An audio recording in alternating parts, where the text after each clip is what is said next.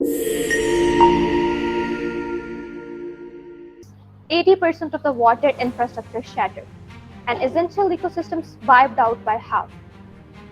When we watch the news coverage of Gaza, we focus on immediate human tragedy. लेकिन एक silent victim भी है जो नस्लों तक इसका खमियाजा भुगतेगा, and that is our environment. Welcome back to Let's Talk Climate, and you are watching our special series Wars and Climate. I am Amna Ahmed, and today I am your anchor. I am Sania Asim. I will be your data lead. I am Noor Fatima. I will be discussing the essence of restoration. I am Laiba Nadeem, your critic. I will be asking whether this is possible or not. पिछले 2 episodes में हमने बात की थी कि जंग सिर्फ इंसानों को नहीं बल्कि पूरे इकोसिस्टम को तबाह कर देती है.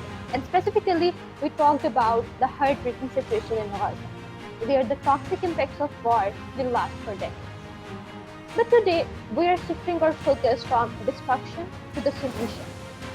आज के एपिसोड में हम बात करेंगे रिस्टोरेशन की and रिस्टोरक्शन. How can science, technology, and local community come together to heal the land? So let's get started. सबसे पहले मैं जानना चाहूँगी हमारे डेटा लीड सानिया आसिम से कि हमारे पास जो इंटरनेशनल रिपोर्ट्स आ रही हैं, चाहे वो यूएन की हो, चाहे वो लोकल एनवायरमेंटल एजेंसीज, उन रिपोर्ट्स के अंदर हमें एक बहुत ही अलार्मिंग तस्वीर दिखाई जा रही है.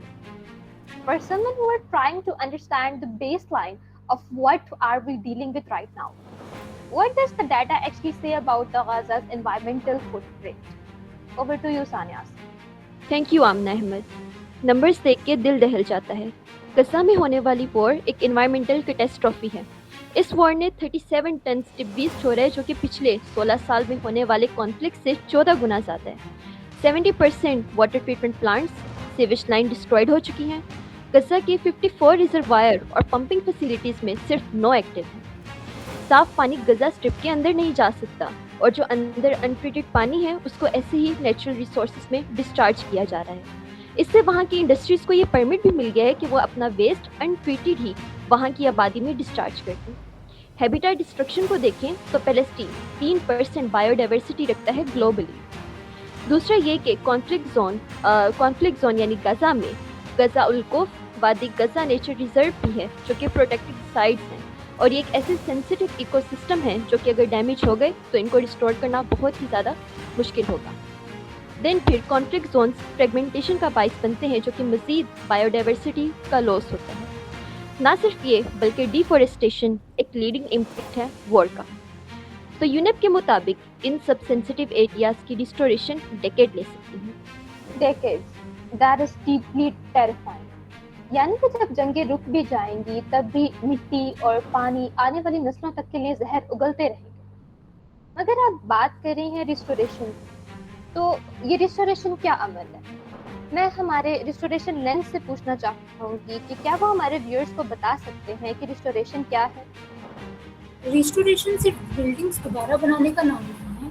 इन्वायरमेंटल रिस्टोरेशन का मतलब है वार की वजह से जो नुकसान पानी, मिट्टी, बायोडाइवर्सिटी और इकोसिस्टम्स को हुआ है उसकी रिकवरी और रिहेबिलिटेशन करना.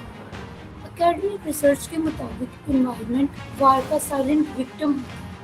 इसलिए पोस्ट वार रिकंस्ट्रक्शन में सिर्फ इंफ्रास्ट्रक्चर नहीं बल्कि इन्वायरमेंटल रिकवरी भी शामिल होनी चाहिए. रिस्टोरेशन की कुछ फंडामेंटल प्रिंसिपल्स हैं. पहला, डैमेज की साइंटिफिक असेसमेंट करना. दूसरा, पोल्यूशन और कंटेमिनेशन को रिमूव करना. तीसरा, नेचुरल इकोसिस्टम्स और बायोडाइवर्सिटी को रिस्टोर करना. और चौथा, लोकल कम्युनिटीज़ को डिसीजन मेकिंग में शामिल करना. गजा जैसी कॉन्फ्लिक्ट जोन्स में रिस्टोरेशन एक बहुत लंबा प्रोसेस है. रिसर्च के मुताबिक रिस्टोरेशन एफर्ट्स अक्सर 10 से 20 साल तक ले सकते हैं, जबकि कुछ सेंसिटिव इकोसिस्टम्स की रिकवरी में इससे भी ज़्यादा वक्त लग सकता है. यूएनईपी ने भी एस्टिमेट किया है कि गजा के कुछ इकोलॉजिकल एरियाज को रिकवर होने में डिकेड्स लग सकते हैं. यानी रिस्टोरेशन का मकसद सिर्फ वार पहले वाली हालत में वापस जाना नहीं है बल्कि ज़्यादा सस्टेनेबल और रेजिलिएंट सिस्टम्स बनाना भी है. That's right. Thank you, Noor Fatima. ये तो थी हमारी बैकग्राउंड स्टडी कि एक वॉर इन्फेक्टेड एरिया यानी गाजा करंट सिचुएशन क्या है और रिस्टोरेशन आखिर कहते किसको. अब हम बढ़ते हैं एक सवाल की तरफ कि आखिर रिस्टोरेशन की कैसे जाए। डेटा ली, क्या आप हमें ये बता सकते हैं कि क्या कोई ऐसा फ्रेमवर्क मौजूद है जो ये हमें गाइड करे कि रिस्टोरेशन किस तरीके से की जाए? यस, दुनिया के थिंक टैंक्स ने रिस्टोरेशन फ्रेमवर्क बनाया तो है। अरावा इंस्टीट्यूट की रिपोर्ट है shared environment and share futures, जो कि 3 फेज रिकवरी फ्रेमवर्क प्रपोज करता है। फर्स्ट इज एब्जॉर्प्टिव फेज, यानी कि ह्यूमैनिटेरियन असिस्टेंस। इसमें basic needs food, shelter, water पे फोकस है। ये एक इमीडिएट रिस्पॉन्स समझा जाता है। Then the second phase is adaptive phase, यानी कि एनर्जी और वाटर की जो कमी है उनको जल्द से जल्द पूरा किया जाए, रेदर देन कि वेट किया जाए कि फुल इंफ्रास्ट्रक्चर बने, लोकली वाटर ट्रीटमेंट प्लांट्स और लोकल रिन्यूएबल एनर्जी को हार्वेस्ट किया जाए। एंड देन हमारे पास थर्ड है ट्रांसफॉर्मेटिव फेज। अब ये वो फेज़ है जिसमें हम इकोसिस्टम में के साथ काम करना शुरू करते हैं।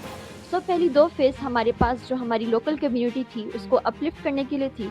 देन थर्ड फेज़ में आके हमने अपने इकोसिस्टम को अपलिफ्ट करना शुरू कर दिया, क्योंकि जब तक लोग ही डायरेक्ट ह्यूमैनिटेरियन असिस्टेंट नहीं पहुंचेगी तब तक हम इन्वायरमेंट पे काम भी नहीं कर सकते।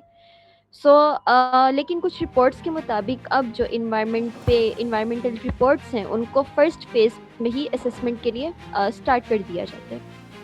अब ये हमने बात कर ली फ्रेमवर्क की, मगर सीज़ फायर की बार बार ख़त्म होने के बाद, बार बार वायलेट होने के बाद अब रिस्टोरेशन का पॉइंट नज़र नहीं आता, क्योंकि जब सीज़ फायर ख़त्म होगा तभी रिस्टोरेशन हो पाएगी।